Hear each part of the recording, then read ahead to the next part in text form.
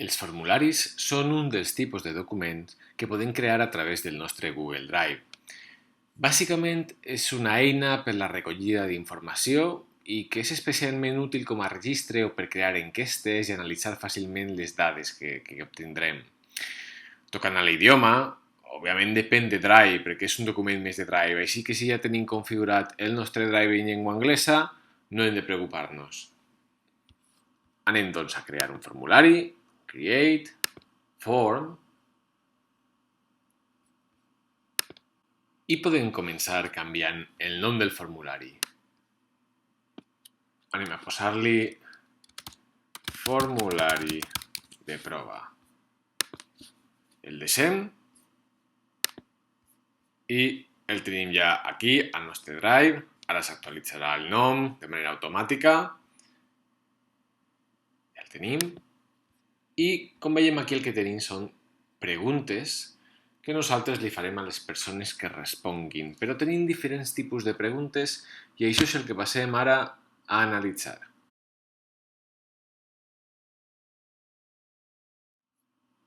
Veiem que el formulari comença amb una pregunta de selecció múltiple, però anem a començar pel principi, veiem una a una, i el primer tipus que veiem és una pregunta de text.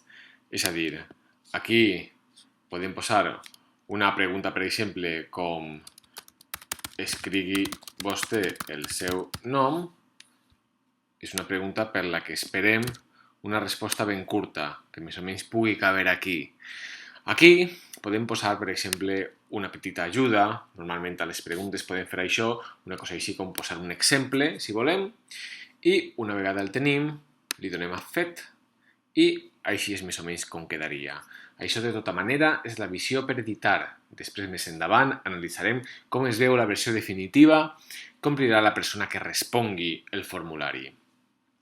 Cada vegada que tenim una pregunta, tenim l'opció de tornar-la a editar, esborrar-la o duplicar-la si volem copiar-la, per exemple, per posar una molt semblant que després podem editar, etc. Anem a veure un tipus des d'aquí. Cada vegada que vulguem afegir una nova, el farem des de Add Item i veiem el següent tipus, que és paràgraf text, és a dir, text de paràgraf. Això és per respostes una miqueta més àmplies. Per exemple, escrigui 3 raons per les quals li agrada el nostre producte. Aquí, com sempre, podem posar l'exemple, com havíem dit abans, i tenim un espai una miqueta més gros per respondre. Li donem a Fet i aquí veiem que es pot ampliar segons es respongui. El següent tipus de pregunta seria la de selecció múltiple. I aquí posaríem la pregunta que sigui, per exemple, triï vostè la seva opció preferida, i aquí posaríem les possibles respostes. Per exemple, opció A, opció B i opció C.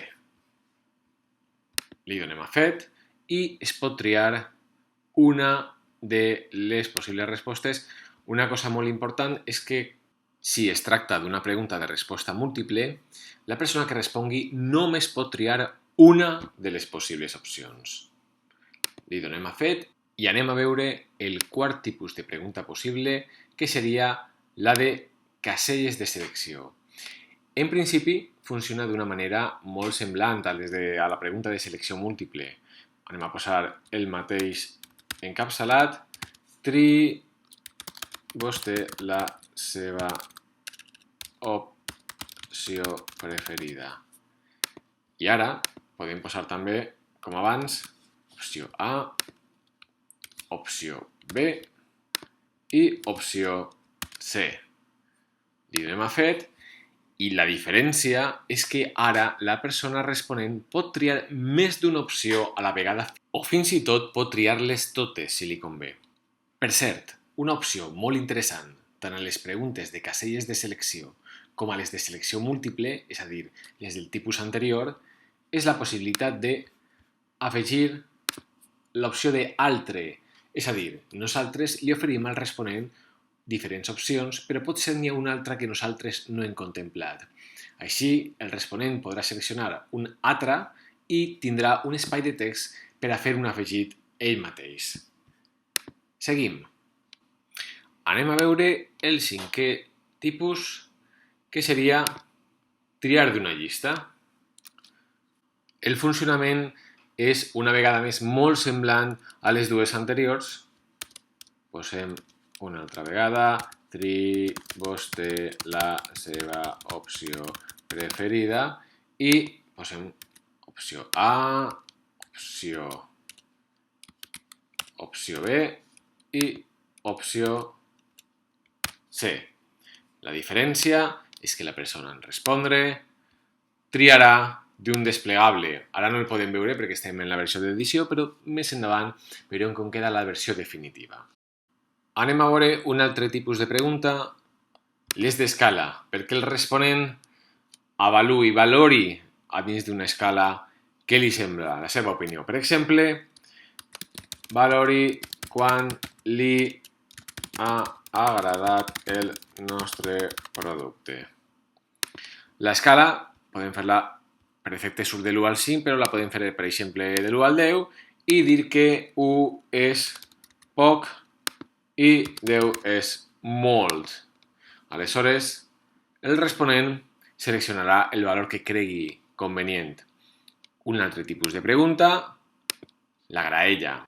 La graella és bàsicament com una pregunta d'escala, però a la que se permet al responent valorar diversos aspectes a la vegada. Per exemple, vaig a posar la mateixa pregunta d'abans, li ha agradat el nostre producte.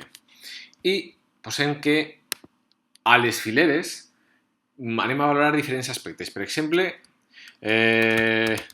l'embolcall. Per exemple, pot ser també la qualitat. I, per exemple, pot ser també el disseny. I a les columnes direm poc, regular i molt. Podríem afegir més fileres i més columnes si volguéssim. No té per què coincidir el número de fileres i de columnes. Aquest cop ha coincidit, però no té per què.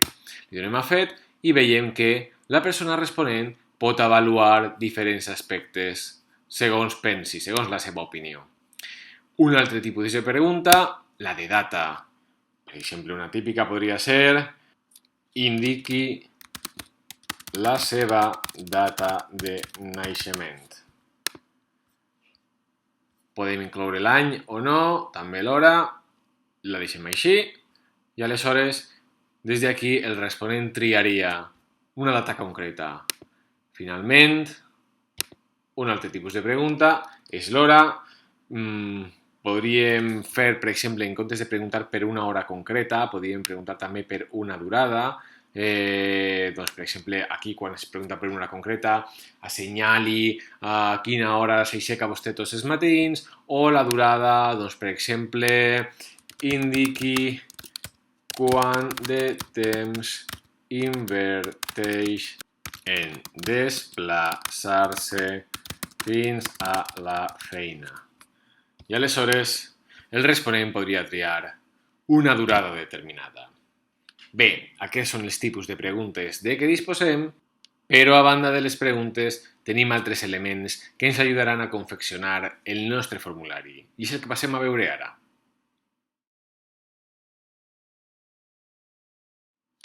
Abans ja hem vist que podem agafar una pregunta que ja tenim i tornar-la a editar o copiar-la o eliminar-la.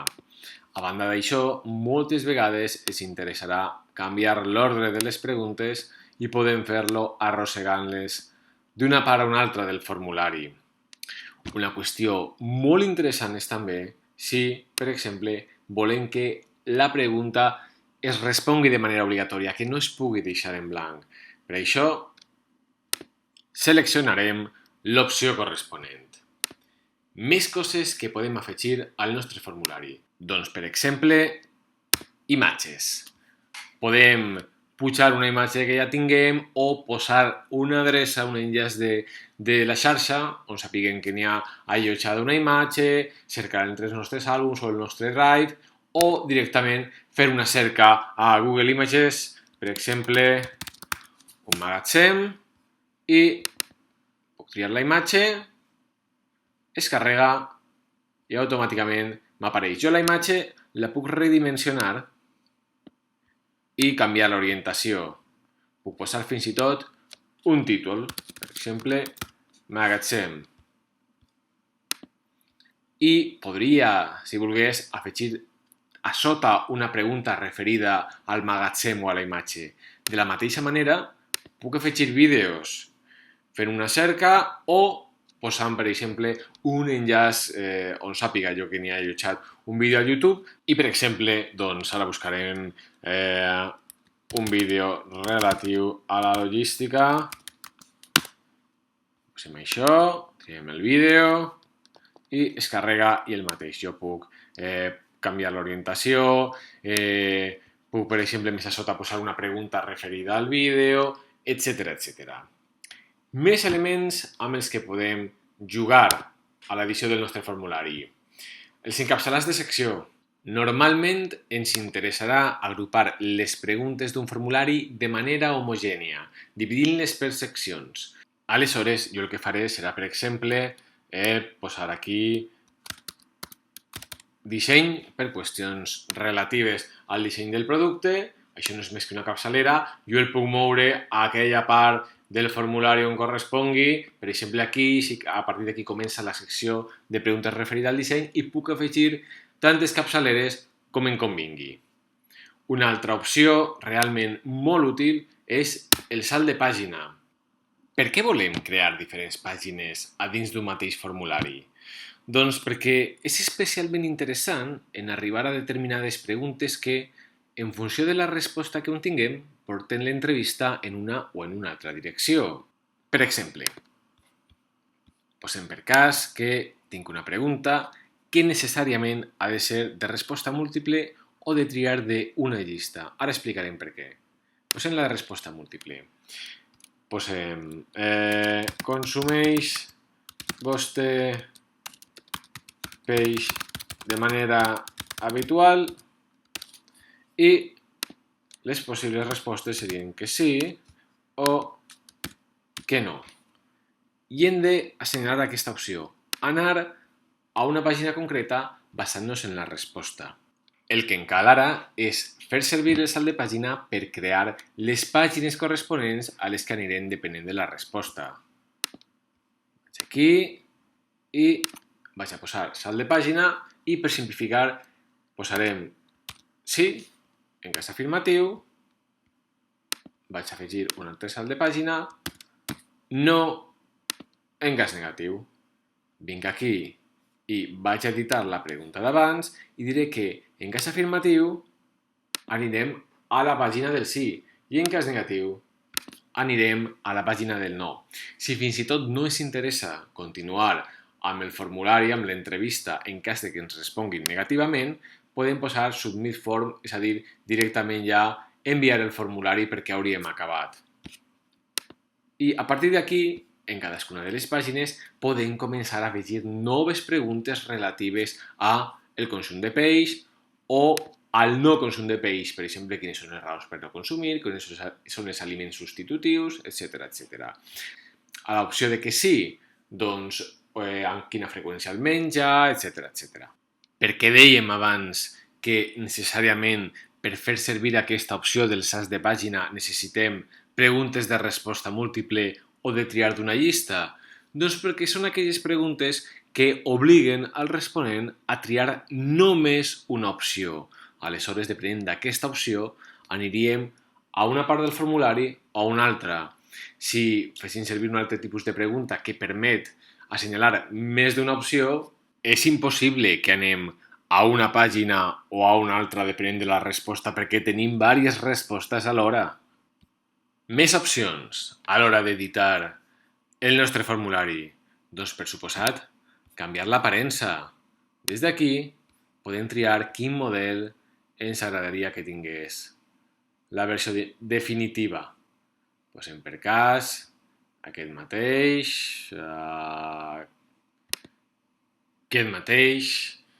i així és com es veuria quan la persona que ha de respondre el revés. Si volem seguir editant el formulari, premem aquí, tornem a la pàgina de l'edició i fins i tot podem afegir un missatge final per quan acabem. N'hi ha altres opcions, com per exemple mostrar un botó per tornar a enviar una altra resposta o portar un enllaç cap als resultats per veure com van els resultats, la mitjana dels resultats, o permetre canviar algunes de les respostes que s'han respost ja. Anem a treure tot això i, per exemple, doncs, com a missatge final, podem dir-li gràcies per la seva col·laboració. I ja el tindríem. És molt important que abans de que enviem el formulari de manera definitiva li fem un cop d'ull a veure com queda. El farem prement aquest botó. Podem nosaltres fins i tot respondre'l per veure que tot funciona com ens agrada. I si és el cas, doncs ja podem tancar aquí i enviar el formulari a les persones que ho han de respondre. N'hi ha per cert la possibilitat d'afegir el propi formulari a dins del correu perquè sigui més fàcil de respondre. No cal fer clic en un enllaç que es porti cap allà. El que passa és que l'aparença no serà tan maca com aquesta que li hem donat, amb un fons, etc, però es pot fer. Posarem aquí els correus corresponents i premeríem enviar i ja el tindríem. Una altra opció també, a banda d'enviar-lo perquè ens omplin el formulari, és afegir un col·laborador, és a dir, afegir una altra persona que pugui editar conjuntament amb mi el formulari. Com ho farem? Doncs des de File, afegir col·laboradors. Funciona bàsicament igual que la resta de documents de Drive. Afegiríem aquí l'adreça de la persona que va quedar habilitada. Aquí només n'hi ha l'opció de donar-li la possibilitat d'editar perquè per veure el formulari el que faríem seria enviar-li'l a l'hora de respondre'l i, com sempre, doncs, podem informar-li via correu, enviar-me una còpia a mi mateix, etc. Vaig a fer la prova. Ja el tenim. Tinc aquí un altre compte i venim aquí a l'opció de compartir amb mi. Tinc el formulari i ja podem editar-lo de manera conjunta i simultània entre tots dos comptes.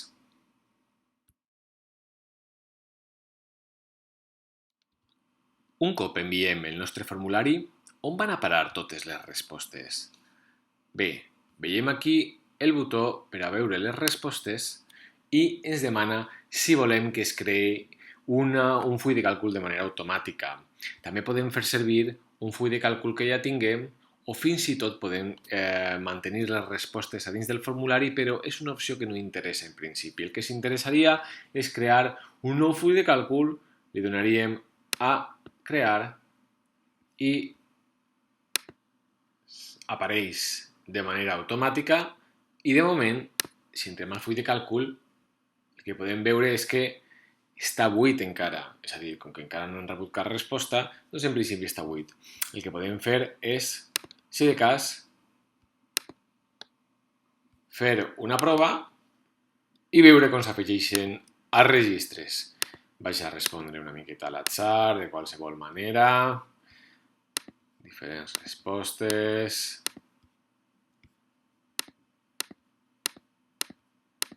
No seria necessari respondre a totes perquè no hem demanat que sigui resposta requerida a totes, però, bueno, per veure els registres. Recordem que ara anem a una altra pàgina, que és la del no, i ja li donem a finalitzar. Venim ara aquí, a la pàgina de les respostes. Veiem ara que ja hem rebut la primera de les respostes, és a dir, les respostes que jo acabo d'introduir al formulari. Que es tracti d'un full de càlcul és especialment interessant perquè un cop tinguem un número molt gran de respostes podem treure estadístiques, aplicar fórmules per treure mitjanes, màxims, mínims, per treure gràfiques podem descarregar-lo i després recordem que podem descarregar els documents de Drive i treballar després amb un LibreOffice Calc o un Microsoft Excel per donar-li més format a les taules si volem afegir gràfics més espectaculars del que es permet potser el Drive, etc etc etc. És a dir que el fet de treballar amb un full de càlcul és especialment útil per després el tractament i l'anàlisi de les dades. Però, a banda d'això, a banda d'aquesta possibilitat, tenim també una altra manera molt més ràpida i molt eficient d'analitzar tots aquests resultats que nosaltres rebem. I és tornant a la pàgina d'edició del formulari i aquí a les respostes demanar un resum de les respostes. I aquí el que trobarem serà per començar tot el text en totes les preguntes de test, però la part més interessant probablement és que trobarem també l'estadística directament feta. De moment és molt pobre perquè com que només tenim una resposta, doncs òbviament la gràfica és molt elemental, però quan contem amb moltíssimes respostes poder obtenir aquí una perspectiva general de quines han estat les opinions en un sentit o en un altre realment és molt, molt, molt útil. Per últim, és molt probable que vulguem limitar la nostra recollida de dades a un període de temps determinat. Aleshores, si tornem a la pàgina d'edició del nostre formulari, podem decidir que ja no acceptem més respostes. I aquí podem afegir el missatge que sortirà en cas que algú tingui l'enllaç del formulari i premi el botó i vulgui ara donar la seva resposta. Podem posar alguna cosa com ens sap greu, ja no acceptem més respostes. Gràcies pel seu interès. I aquest seria el missatge que qualsevol persona amb l'enllaç, un cop cliqués, es trobaria quan a nosaltres ja no ens interessa seguir en la recollida de dades per no distorsionar el resultat que hem obtingut en un primer moment.